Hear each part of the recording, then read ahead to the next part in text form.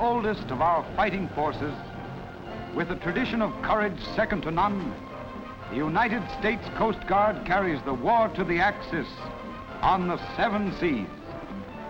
But nowhere do men of the Coast Guard wage more bitter and effective warfare than in the sub-infested waters of the Atlantic sea lanes.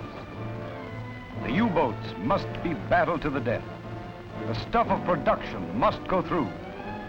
For upon the Battle of the Atlantic depends the success of assaults in the making, the success of invasions to come.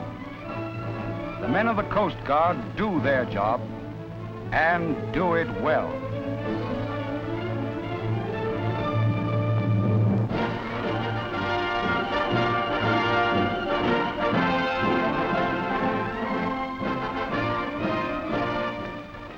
Yes, the SPARS have a job to do too. Perhaps our jobs are not, for the moment, so exciting as sending a depth charge over a cutter's side or seeing a telltale oil slick rise from a blasted sub, but they are vital jobs which must be done. Vital jobs done by women so that men may fight. That's why you join the SPARS. Basic training doesn't take long, only a month, and your pay begins at once.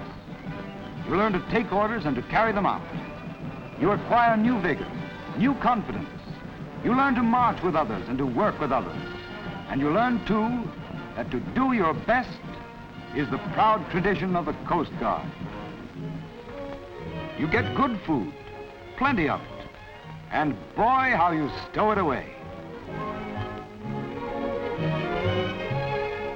In school, you learn the lore of ships and aircraft, the language of the sea. Then, almost before you know it, you pass in final review, no longer a boot, a full-fledged spar. Now, a man can go to sea. You take over his job with the same rating, the same pay, the same privileges, and the same responsibilities. These are the jobs which must be done by SPARS. The movement of ships and men, entrusted to paper, is also entrusted to you. There are many jobs the Coast Guard needs you for. Each one helps to win this war. And then, too, the skills learned today will mean better jobs tomorrow. You won't get to be an admiral, but you may be the admiral's secretary. If you are a laboratory technician, dental hygienist, a dietitian, an engineer, or a draftsman, the SPARS need your knowledge, your skill. This chemistry major found her berth all right.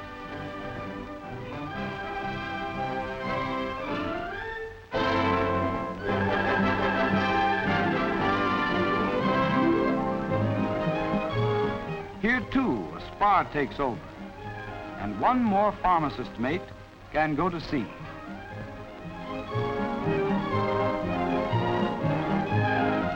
You may be assigned to duty at one of many busy ports or stations. It may be Boston or New York, Miami or New Orleans, San Francisco or Seattle, or even at Coast Guard headquarters in Washington.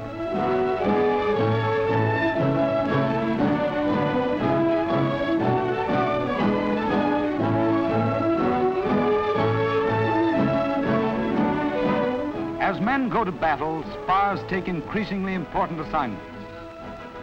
Radio technicians are being trained to maintain the Coast Guard's contact between ship and shore. If you want to hear history in the making, you couldn't pick a better spot. Out of this room go the commands to the men on the ships, to the men in the planes, who carry out the missions which help defeat our enemies. The mission will be accomplished because the Coast Guard is always ready. More SPARS mean more men on ships. More men on ships mean more missions accomplished. Join the SPARS and release a man for sea. Thank you.